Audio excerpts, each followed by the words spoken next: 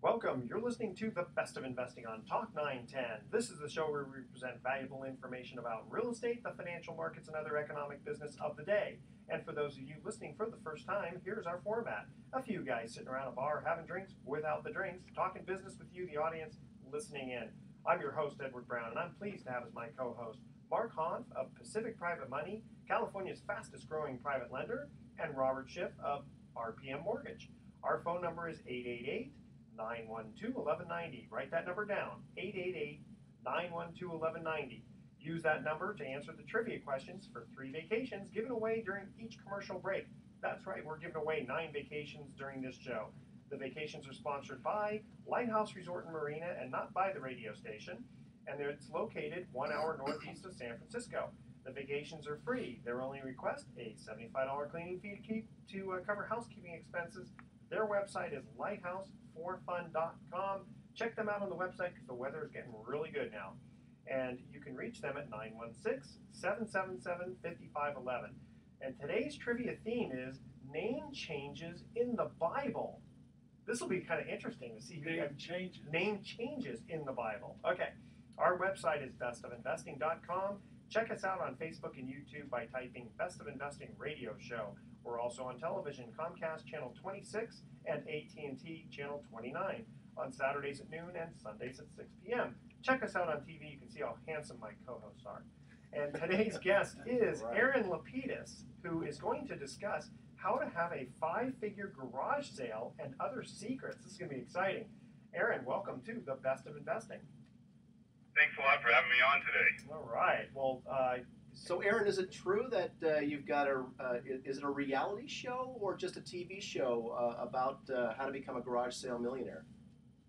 I was on PBS National for the last 8 years, up until a few years ago. I've also written a column. I've had my own column for the Denver Post. I'm not on currently, but I do a lot of things for Discovery and the History Channel and Yahoo.com. I do something for them, a video for them about every 4 months. Actually, I'm going to be on the middle of May. They're doing another 5-minute video with me working with the actual homeowners that want to have a great garage sale. Okay, now, Aaron, I'm still trying to sell my Commodore 64 that I've had from 1979 at my garage sale every week, and nobody keeps buying. Why is that? That's because either 2 things. One, all these young people have no idea what it is.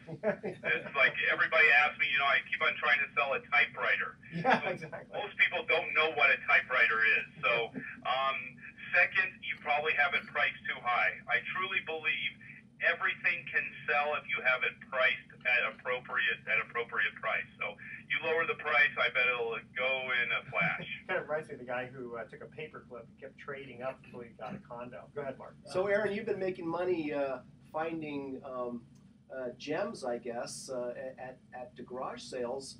What caused you to write a book about these secrets? I started doing that, all these garage sales when I was nine years old with my mother, and got me interested and then it got me interested in learning about money, and then I realized I was good at buying and selling stuff.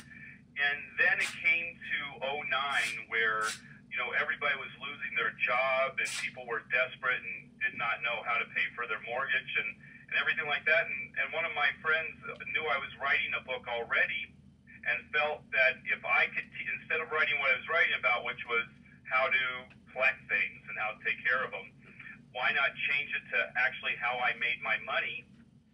And this book, people could use it to help them out of their bind. Because I talk about in the book about how to, it's not a get-rich-quick scheme, it's all about use what you have in your home and market your garage sale well, and then suddenly you get a bankroll of money, and then you just keep on flipping it over by going to other people's garage sales and finding those gems, and that's where it all kind of sprang from. Yeah, and I guess you can't make economy. If you make too many, a book like that. Aaron, if you make too many mistakes, though, that bankroll goes quickly, doesn't it? That is true, and that's why people, if they think that they can just read the book and start tomorrow and make a lot of money, is going to be mistaken. You got to hone your craft. A lot of people want to just know that I wrote the book and just ask me a couple tips to help them go out to hit a garage sale. It doesn't work that well away. You need to really, you read the whole book, then you focus in on a couple collectibles you really like antiques or, you know, coins or stamps or baseball cards.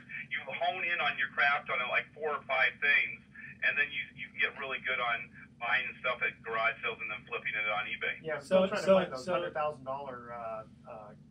paper money that trying to collect that, but it's tough. Or the golden nickel. The golden nickel, yeah. Go ahead. So how do you, when you go look at a garage sale, how do you determine whether you see something of value that you're going to be able to make money on? Oh my God, look at that! Here I go, eBay, I'm going to be a millionaire, or it's not really worth the $15 you spent on it. How do you determine that? What I do when I hit a garage sale, first, a lot of times I'm in a car and I will just only basically slow down. If something doesn't trigger me to see it, I don't have the time. Basically, you need to plot your course on the day of going to a garage sale. You use this great website called tagsellit.com, and it plots out all the garage sales in your neighborhood and surrounding. And so you make a map of where you're going to go, and basically time is money. You start out at like 7 in the morning, and you need to, you know, by 10 o'clock, all the good things are gone. Yeah, in fact, so a lot of times you can do it before it even opens. When I find something I really like, I stop. I always have a smartphone with me, and I kind of do my research either on eBay or other websites to see if there's a value and if I can make some money off of it. And those garage sales you find on the web, I mean, I guess someone would have to input the information. It can't be just a Google map where suddenly you look and you go, hey, there looks like a garage sale down there.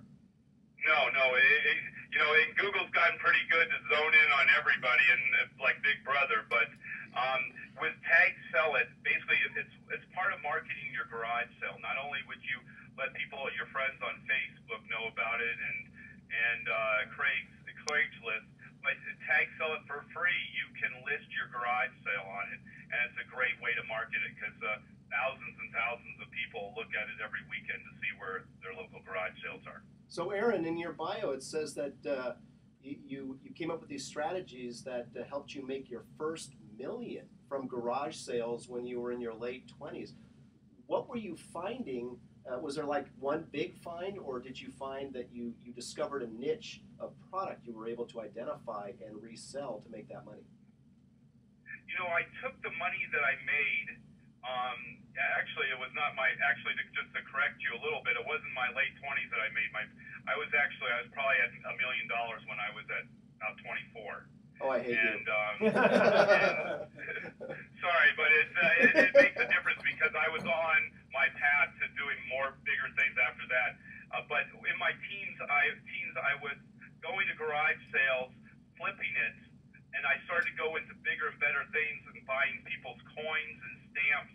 And then I started to go and going to schools, colleges.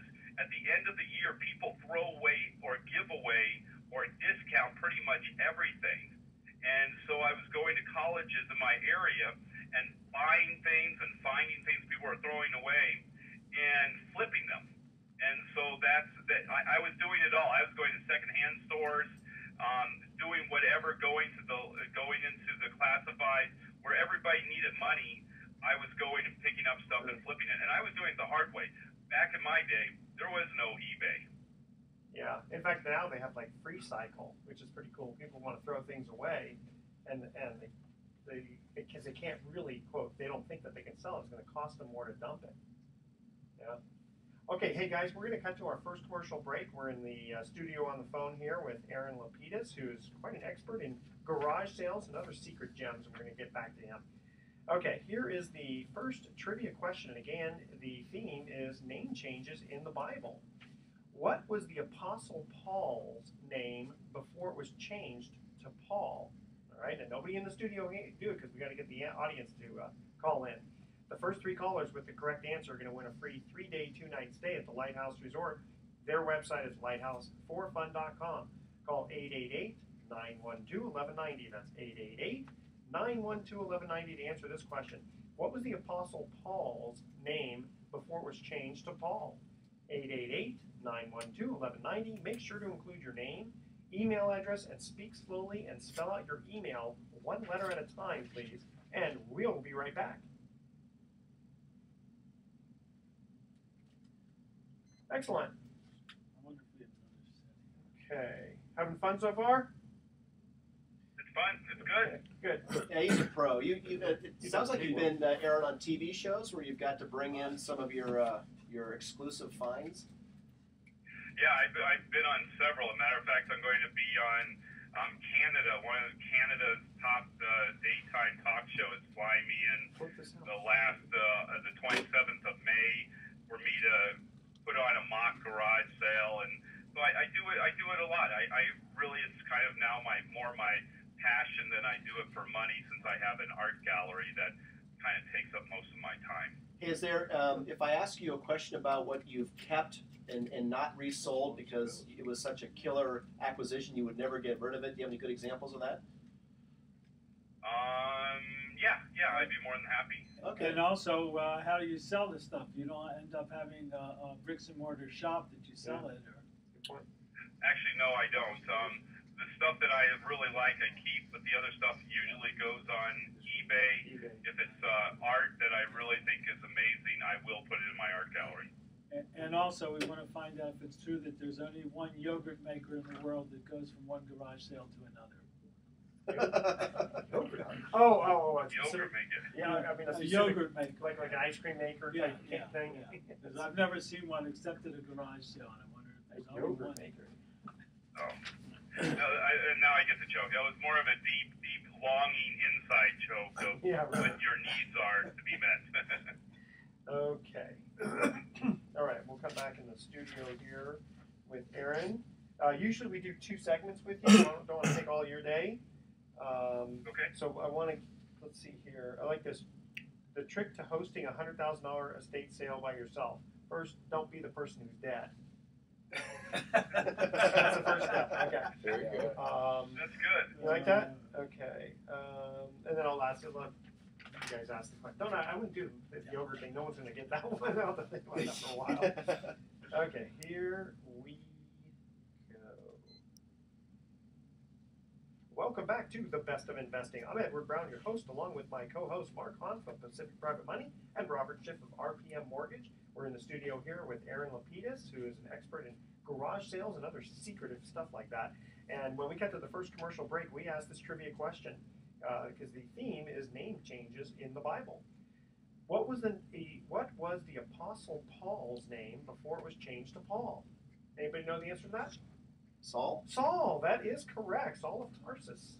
Okay, and Robert, I think you want to ask a question. Well, can I ask this one really quickly? Okay.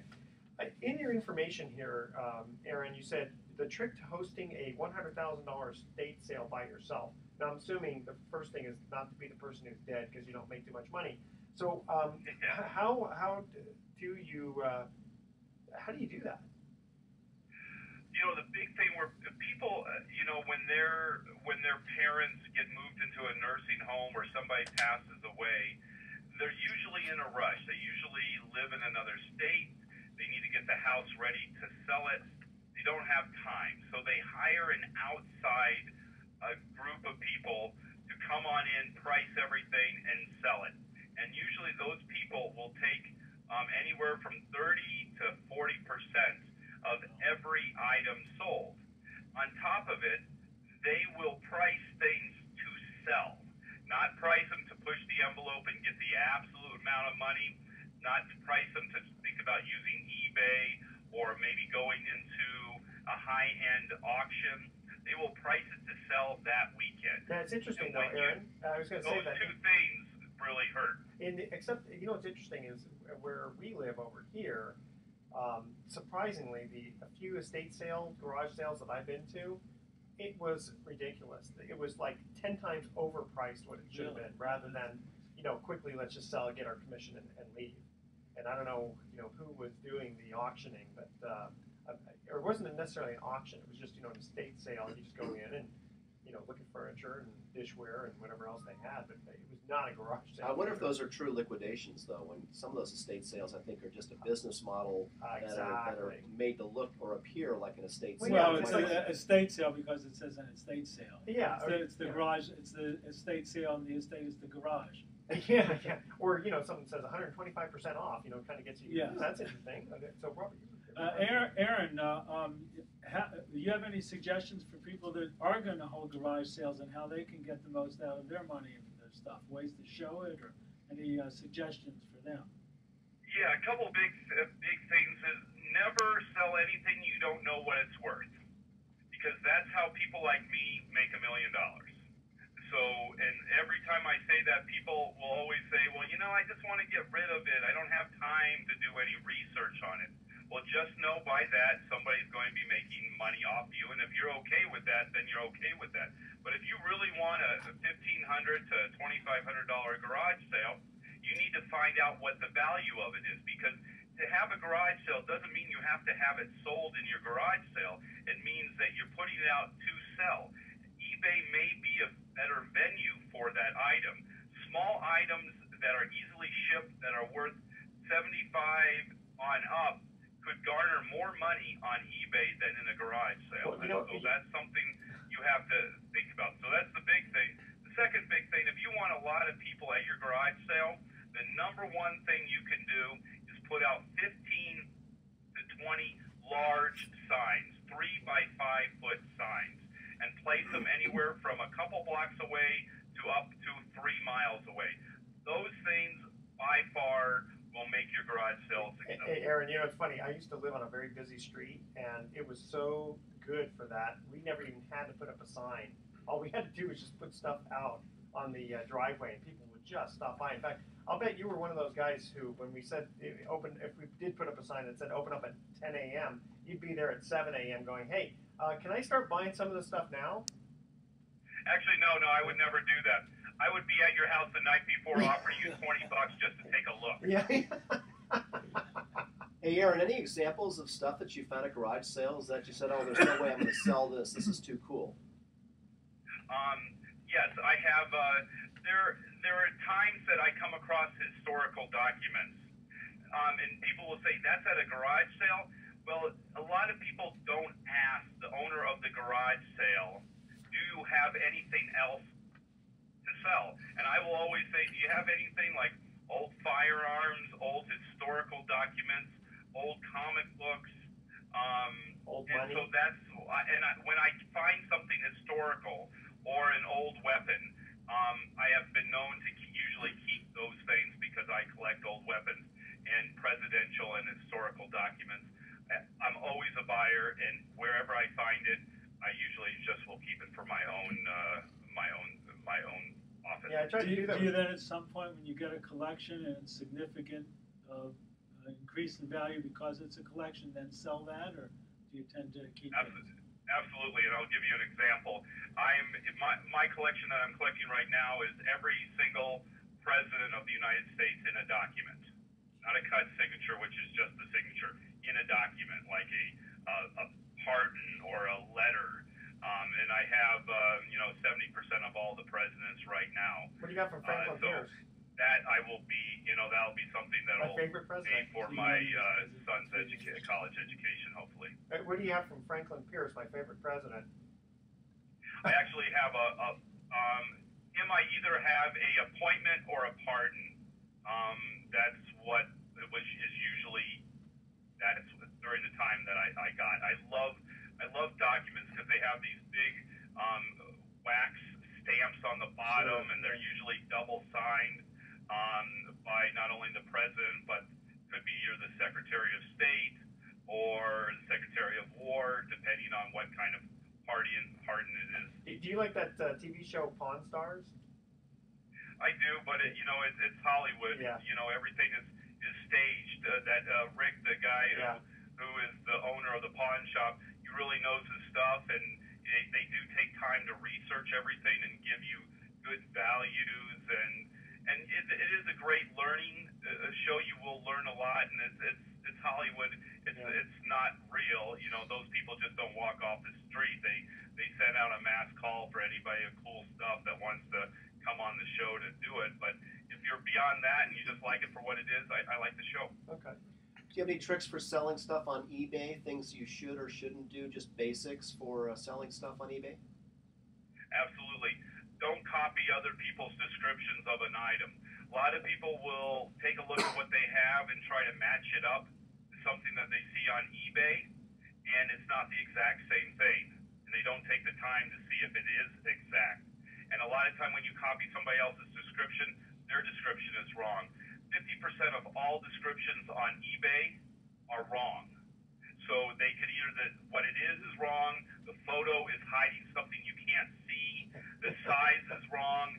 So you got to be careful when you're copying somebody else's information to talk about yours. You could be hurting yourself greatly. Yeah, I went to go buy a car to make sure what you got. I went to go buy a car one time on Craigslist, and they only had half the photo of the car, and when I went there, it was on blocks. So do you also buy on eBay a lot, or is it mostly places where Every you day. physically? Oh, No, wow. every day. When I was going, when the big economic downfall in 09 and 10 was going on, my gallery, which that's what I do, I own an art gallery in Denver. My business was at a standstill, and I went back to what I knew. And the only way I could generate cash to keep my gallery afloat was buying stuff on eBay. And a lot of stuff I was buying, people had no idea what they had. They described it wrong, they took bad pictures, and nobody was asking the right questions. And I have expertises in several fields, and I bought them, and I just started flipping stuff, and I did what I did back in the team, but when I was in my teens, and I did it again, and it's very easy to do when you know what you're buying and selling. Okay, Aaron LaPedis, thank you very much for joining us in the studio. Is there was a book that you wrote, right? That people, if they're interested in getting more information, how do they? Yeah, it's called The Garage Sale Millionaire. They can either go to my website, thegaragesalemillionaire.com, and if they go there, they can sign up for a free newsletter, and I send out tips every month, or they can go on to Amazon.com or Barnes & Noble and pick it up there. And I think they'll find it's a hardbound book with a great read, and they should learn a lot about buying and selling and making it into a business. Well, thank you very much. Yeah, next time I go to the garage sale, I'm going to ask if they have just pictures of just people's faces on it, like presidents. I think they call it money, but I don't think that they sell that very cheap. All right, now, Aaron. Give me a few of those. Yeah. Okay, Aaron. Thank you very much for joining us. Okay. Thank you. Okay, before we cut to our second commercial break, we had asked last week a trivia question. Special trivia question. That's right. And the winner was going to get a 2-night stay at the Wine Country Inn, surrounded by vineyards and secluded up a country lane. The Wine Country Inn has evolved from Napa Valley's very first bed and breakfast inn into a magnificent antique-filled boutique hotel. Their award-winning country inn, along with its proximity to many of the Napa Valley's finest wineries and restaurants, makes the Wine Country Inn a perfect wine country vacation or weekend getaway.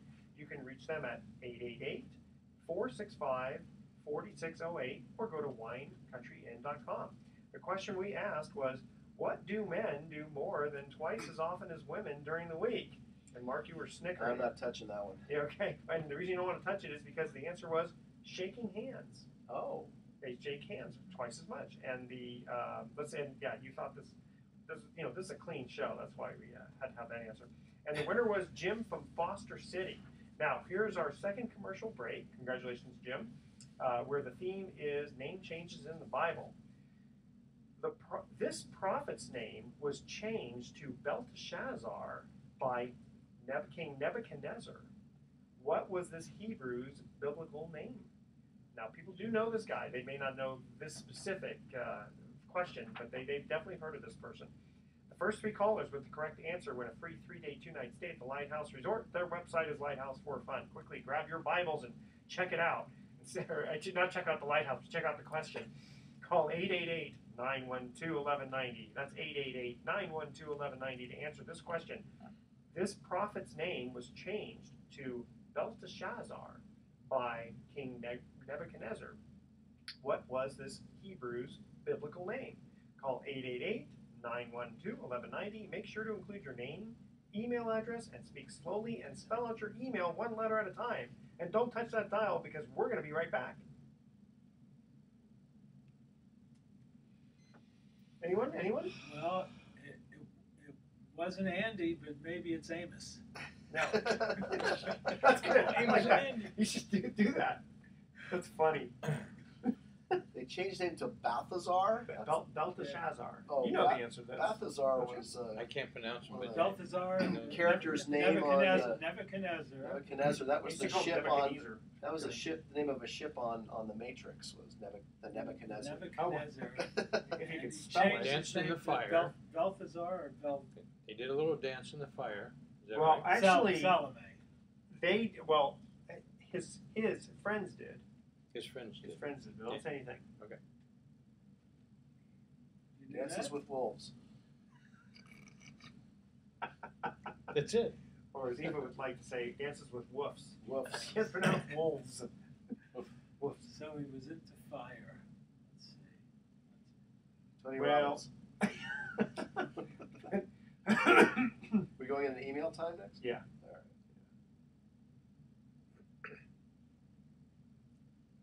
And for the rest of our audience, it's just listening to my voice in here. Finally, Edward to is hear not your going to voice, play but you need to step out so in we the can play see this year. the unembodied Yeah, voice. they're not happening. Disembodied voice. Kramer, bad. can't You're you- not that can't church, you, right? Can't you step out? No, so but they would still people have can- me do it though. Oh, really? Yeah, but Oh, that'd they be just great. decided they're They, pushing you, off you another need year. to step out so they can embody the voice, so that you can. Oh, yeah, but I don't have all my beautiful stuff. Oh, you're beautiful. Yes. Now turn and face the camera. Yeah, do that. And now talk so they have the voice. There's our beautiful cameraman. Right on. And we would advertise, but Oh, yeah. Everybody see Eye of the Storm, please. All right. Okay, you guys ready? I'm ready. All right. SpongeBob says, I'm ready. I'm ready. I'm ready. You don't watch a lot of SpongeBob, do you? I used to. I remember when it first came out, and I go, what the heck is this?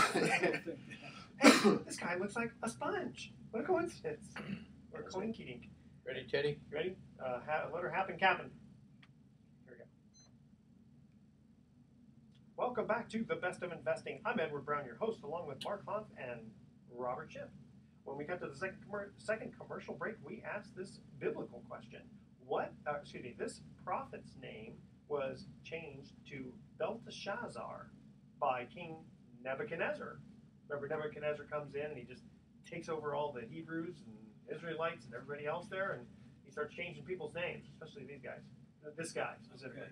Well, Name? I'm not sure. It wasn't Andy, but maybe it was Amos. Amos and Andy. No, that is not great. Don't you ever watch VeggieTales? No. Okay. Anyone? No. How about Daniel? Daniel. Yes, the prophet Daniel. Okay, we're going to get right into email time here. Mark, email we received was, do you provide second mortgages to borrowers? Well, great question. And so my company is Pacific Private Money, based in the Bay Area here. We make hard money loans, nowadays more often than not called private money loans. We're kind of filling that niche that the banks left after the subprime meltdown in 2008, when they decided they were just going to focus on consumer home loans and not make as many loans to real estate investors. And so the private money lending industry stepped in and kind of filled that void. And primarily the loans we're making these days are firsts and mostly purchase money firsts to real estate investors who do have either their own capital or they've got an investor who's joining with them. And we'll make them a first position loan, maybe up to 70% of the purchase price to purchase that property, which they may hold for rental income, or maybe they're going to fix and flip it. Again, these are the loans that banks nowadays really have not gotten back into that market yet. They're really not helping real estate investors with those kind of purchases. Now, the question, are we making seconds these days? 10 years ago, and actually up until the last 5 years, the hard money and private money lending industry, for the most part, existed to make seconds. I mean, that's generally why you went to a guy. That's what it was like. Right. So when people think, hard money, those are the guys that make seconds. And so The problem with that is that Misters Dodd and Frank, after the subprime meltdown, came out with the Dodd-Frank bill, which everyone has heard of, but very few people know really anything about it or the details. But they passed legislation that was about 2,500 pages long, and they're still writing regulations to enforce the laws set forth in the Dodd-Frank regulations, which, among many, many other things, have are intended to prevent another subprime crisis. So what does that mean? Well, what that means is that they have made it such that it's really difficult now to make a second to a consumer, particularly. In other words, if you have equity in your primary residence, but for whatever reason the bank won't make you a loan, you can't get a home equity line, or maybe your credit's been affected. You used to be able to pick up the phone and call your local hard money guy, and he'd say, sure, he'd make you a loan based on your equity. Well, nowadays, I can't make that loan very easily because we are now forced to underwrite your income like a bank would.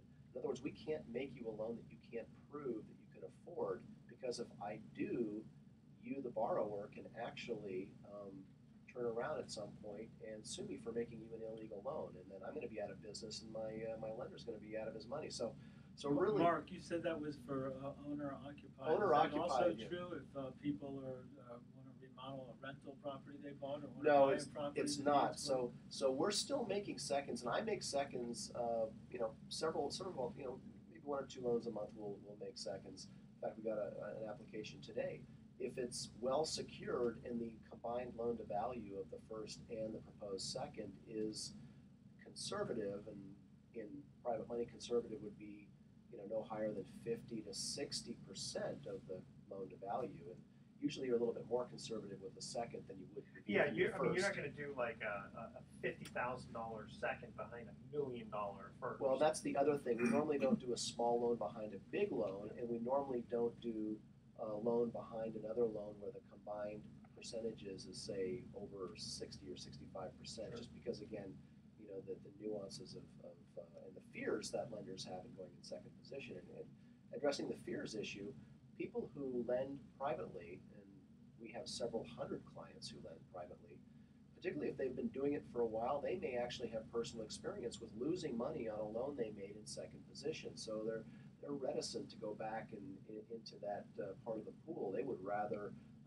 make a first position loan, all things being equal. And what kind of rate can an investor earn on a second?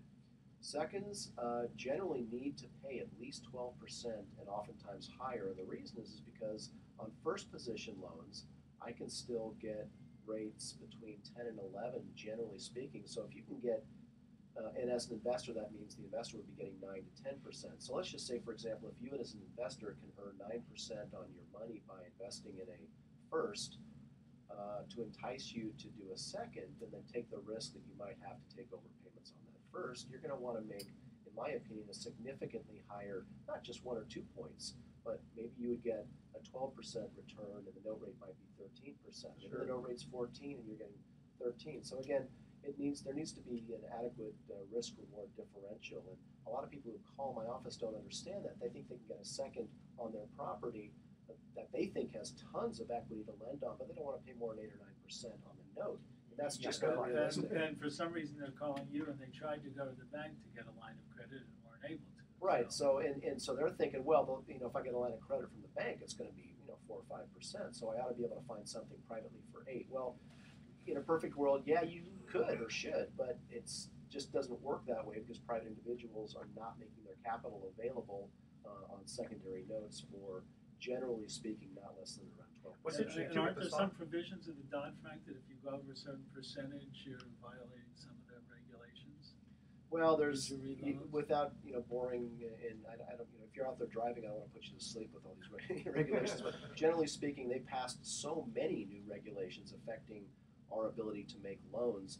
Essentially, the unintended consequence is that as a consumer, your hands are tied now. There's just not a lot of options left available to you to borrow than there were 10 years ago. And with the stock market, theoretically going higher, then a lot of people might say, gee, why should I risk my capital at the 8% on a second? I would demand more than that. Right, exactly. So anyway, you can get seconds. You have to shop around a little bit more. A lot of brokers don't do that, but again, if you're in a situation where you've got equity in property and you wonder if you can borrow against it, it doesn't cost you anything to call and find out more. So go ahead and call our office at 415-883-2150. That's 415-883-2150, or go to our website, pacificprivatemoney.com. Okay, and Robert, we're going to get to your email question in the next segment because I want to give you time. We're going to cut to our third. Did I take up the whole segment? Almost. No, but it was good stuff. A lot of people are asking about second mortgages, and so there needs to be some intelligent answers, and I'm glad that you're here to give them. And intelligently. Intelligently, that's right. Okay, here's the third and final trivia question, which is the theme is name changes in the Bible. God changed his name to Abraham. What was his given name?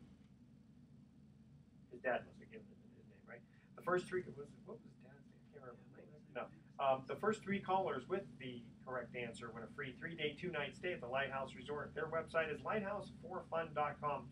Call 888-912-1190. That's 888-912-1190 to answer this question. God changed his name to Abraham. What was his given name? Make sure to include your name, your email address, and speak slowly and spell out your email for us one letter at a time. Don't touch that dial because we're going to be right back with some more interesting, not only just the email, but a couple other interesting things that popped up. I don't know what popped up. I just thought I'd say that. Oh, I've got. I figured I always try to bring someone. I always try to bring something in my back pocket, so to speak. So what's there? What's there? Well, I'm going to close a loan next week to one of my best rehabber clients who is buying a home in San Francisco, and he is paying 65% over asking price, and he is going to make what he thinks could be anywhere from $250,000 to $400,000 profit flipping this property that he paid 65% over asking. And he was one of 50 offers, probably. Yes. What happened? There were 100 packages. First off, the listing agent purposely listed it at least 100,000 low. It was listed at It was listed at $699, so call it 700,000. Should have been listed at least 800,000. But here's the thing: the house, arguably, the market value is around $800,000 as is. It's a 975 square foot home in Portola Valley. 975. That needs to be remodeled. But it's not on a small lot. No, it isn't a small lot. Okay. Here's what this rehabber specializes in doing. They are going to make the garage level, which is unwarranted space, meaning it's not recognized as living space. They're going to remodel the house so that the garage level is of adequate height and is warranted. So that's going to double the square footage. Then there's a partial basement. They're going to dig out the entire basement, then they'll put I-beams on to recreate the parking area. And when the time they're done, they're going to turn a 1-level into a 3-level from 975 square feet to 2,700 square feet. And the essence is Portola Valley, where there's Google layers. Right, and you can look out the window and see unobstructed bay views. So a property they're going to pay $800,000. They're actually going to pay $1.15 million was the winning bid, and they think they'll sell for $2.5 million when they're done. Their basis in there will be about $1.5 million to $1.7 million. So he's going to put $500,000. Yeah, they're going to put $400,000 to $500,000 into that property. And you lent him how much? We're going to do an $800,000 first. So some people looking at this loan overview have called me back angry, saying, this is 110% financing. The property was listed for $699, and then I have to explain to them that the $699 is an irrelevant number. How much is the guy coming up with cash? $300,000 to close, $350 to close, actually. $350 to close, and $450 to remodel. yeah. So he's going to be, and you're going to be $800,000. So you're going to be 50-50. 50-50. Right. Yeah. In Very terms interesting. of debt. Yeah. So Okay. That's a great story. it is, and I'm obviously not going to go into that much detail, but it just to say that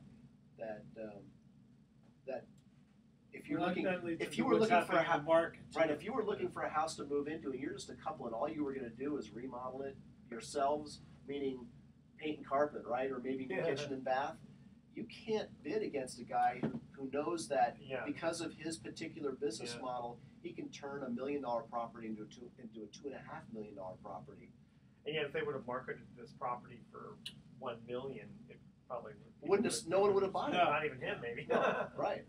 Well, he might have, he might but have, but it wouldn't have caused a frenzy of bids. Was this a estate sale? Estate that the people die? Or No, it was just an MLS. In fact, I think it's I don't know if it's owner occupied or tenant occupied. Could you imagine being the seller and going, he felt like I hit the jackpot. Yeah.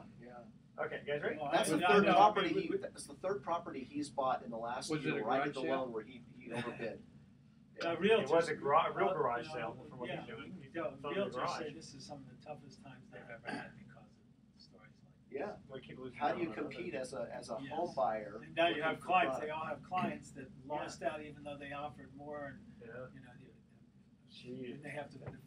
Okay, so we'll. Mark, can I use that? What? That whole conversation. Try again? Absolutely. It's okay. Yes, it is. So I didn't name any names. Thanks. Yeah, that's good. Very good. As long as it shows up correctly on the TV, because you're doing it correctly. Yeah, right. The story we just told you. It will be. I know. Off the air. And listen, if I didn't tease you, who would? Right. You're supposed to say take a number. Take a number. There we go. Okay, we'll get into your email time and then your story. That's a really good one. It's funny. Remember last week I talked about insurance rates with AARP. So I just got something here from AAA. Just as bad. Oh my gosh. It's ridiculous. So since you told me that, I look in the mail and I'm saying, it's life insurance. Just toss it in the recycling bin. It's ridiculous what these guys are asking. Okay, here we go. Welcome back to The Best of Investing. I'm Edward Brown, your famous host, and my other famous co-hosts, Mark Hoff of Pacific Private Money and Robert Jiff of RPM Mortgage.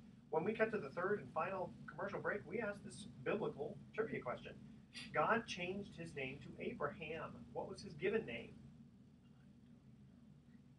Abram. Avram. Yeah, there you go. Oh, that's right. That's right, because Abraham means father of many. Okay, let's see. Robert, we received an email for you that says, because people know I keep saying Robert Jiff of RPM Mortgage, what differentiates RPM Mortgage from other mortgage lenders?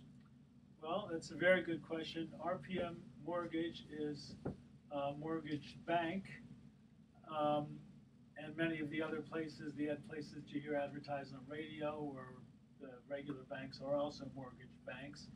RPM, besides being a mortgage bank, can get a loan outside of their own bank at other banks that they have affiliations with. So, for instance, if a client comes to me, I, after ascertaining what their situation is, can determine whether I want to take the loan into our bank, or perhaps I can get a better deal by going to some of the banks that we sell loans to, but instead of going through our bank, going directly to them, whether we go and take a loan in RPM and sell it to Chase or Citibank or different banks. Okay, so you really are independent then. Are totally independent, and we have access to credit unions, and we're now big enough that we can actually go directly to Fannie Mae and sell the loan directly to them, which cuts out all the middlemen. The other thing is that if you answer an ad on the radio or TV, there's somebody sitting in a room somewhere, maybe not even in California, somewhere that has no understanding of the intricacies of your situation. Whenever I get a client, I really, before I can decide where I'm going to take it, really have to understand the whole picture, especially these days. It's about the opposite of what used to be. If you fogged a mirror, you would get a loan. And now all the banks are selling their loans primarily to the government. The government is looking over all these loans because they don't want to get burned. And if there's anything that they determine doesn't meet all the Dodd-Frank regulations, the government can turn back to the bank and say, we don't want this loan, you have to buy it back from us. Yeah. Consequently, all the banks have underwriters that are really nitpicking, and it's incredible the details that have to be ironed out on what would seem to be vanilla loans. So Yeah, I thought you were going to say they're going to have to fog 2 mirrors. No, no. It sounds like we're a lot worse than that. Wow. Okay, so yeah, it's really important to also RPM is amazingly the second biggest lender in the Bay Area for residential mortgages, other than one of our larger name competitors. And so if people want to get a hold of me at RPM, they can go through the RPM website and look up Robert Schiff. It's a very impressive website, or they can always contact me at 415-515-1941, or check me out by going and looking at the Best of Investing. Very good. Thank you very much, Robert. And Mark, off a commercial time we were talking, you had an extremely interesting story. Well, I've got a real estate story that you're probably not going to read in the papers, although you may in a future, maybe Sunday Chronicle, but not Madoff. Well, we've known, I mean, anybody who's following real estate today knows that inventories are tight and prices have gone up, and in some markets they're up, 20, maybe even 30% year over year. But here's the story. I make loans to rehabbers, and I'm going to close on a loan next week to one of my rehabber clients who's buying a home in San Francisco, a single-family home, and he was the winning bid. And he's paying 65% over asking price. And he is going to remodel that property. Say that again. He's paying more than 1.5 times the list price. Yeah, he's paying 65% and he's somebody over asking. that's going to then spend more money on the house to rehab. Right. So yeah, that doesn't include the rehab. That's a good point. So I know we're a little bit short on time, but I just wanted to say that this is one of the reasons why people who are individuals, families who are looking to buy a home to move into are having a tough time of it because they're competing with rehabbers who have the ability to overpay significantly for a property because they're going to do a whole house remodel, add square footage, and in taking advantage of this this very hot market, they're going to turn around and sell that for multiples over. So this particular client, rehabber client, is going to pay around $1 million for a property that was listed significantly less than that. They were the winning bid with a all-cash quick close, and they are going to excavate basement footage out and turn one level essentially into 3 levels. A house that is right now has just under 1,000 square feet is going to have almost 3,000 square feet. Okay, let me interrupt you for a second. The reason he's able to quickly close is because partly that's your money. Right. He's going to use. I mean, he went in with an all-cash offer, but he's really going to use a hard money loan, which is where we come in. Where you come in. And he can overpay for the property because he can do something that 98% of the buying population out there cannot do, which is they're not experts at excavating basement area and doing complete and total, almost brand new house remodel. They're able to do it within the footprint, so it doesn't require special planning commission. And he also probably, really to be safe, has to really have a very good idea about how much it's going to cost them. They do. And they what do it's this going to all be the worth time. on the outside. So you as a home buyer out there, you're competing with companies that can go in and turn a house into a completely different house and sell it for multiples of its original value. And so someone who just wanted to buy it and maybe remodel the kitchen but keep it and live it as a primary, they can't pay what my client is paying for that house because they don't have that same business model. So it's really a part of the challenges in the real estate market today is the lack of inventory and what it's causing. That's a really good example of the market today, like you said, Mark. And my experience with purchases that I'm involved in is most of them, they have tried 3 or 4 or 5 times to get into a deal, and the realtors are telling me that all the multiple offers mean that if they're the listing agent, they have to send out 100 packages, and sometimes the person that gets the bid overbids so much, and after they get in contract, they might look at the property and say, gee, this is more work than we wanted to do for ourselves. And so it's a very difficult time for real estate agents and for a lot of the people that are trying to buy. I'm kind of curious on that. Are there some people who are out there who are kind of trying to be slimy, where they'll way overbid to be the high bidder, tie it up, and then come back with, well, because of this. I'm hearing that sometimes the people that overbid just bid to. If they overbid, then no one else has the right for their inspection period, at least a few days, to decide whether they want to proceed or not. So if it's a consumer purchase and they go for conventional financing, if that appraisal comes back less, then they're going to go to the seller and ask for a price reduction. That happens quite a bit in this market as well. But with all those people overbidding, does the seller then say, well, forget you, I'm going to go to number two? But they're going to have the same problem with the next guy. Yeah, they can take backup offers, or they can do what they want. Wait, of course, in your example that you just did, it was an all-cash offer, but if you got an appraisal, it probably wouldn't have appraised. Well, I think what Robert might be talking about mostly is there's, when you remodel a property, so for people who are flipping, and let's just say, like I make loans to guys in Oakland, you buy it, you fix it up, you put it on the market, maybe the buyer goes to RPM because they want a conventional mortgage, but they overbid for it, or they were in a bidding war with other home buyers and first-time home buyers. Then it goes to the appraisal process, and there's nothing to support that price that got bid up, and then all of a sudden you go back to the seller, right? And my experience also recently, and this was news to me, I hadn't seen it since the crazy real estate market 5-6 years ago, that when people are presenting offers and say they're coming in with a sizable down payment or all cash, the sellers are now saying, that's great, show me the money before I accept the offer. All right, guys, we had a good show today, and here's our thoughts for the day. Everything that comes out of your mouth should be the truth, but not all truth needs to be said. As in, when your wife asks, honey, does this dress make me look fat? Yeah, I'm not falling for that one again. I want to keep the rest of my teeth. And yesterday I was driving behind this guy who had a bumper sticker that said, watch out for the idiot behind me. So I said, okay. And then it dawned on me. Okay, tune in next week to The Best of Investing. We're going to be giving away 9 more free vacations for answering trivia questions. On behalf of our team, I'm Edward Brown. We're wishing you the best of investing. So long.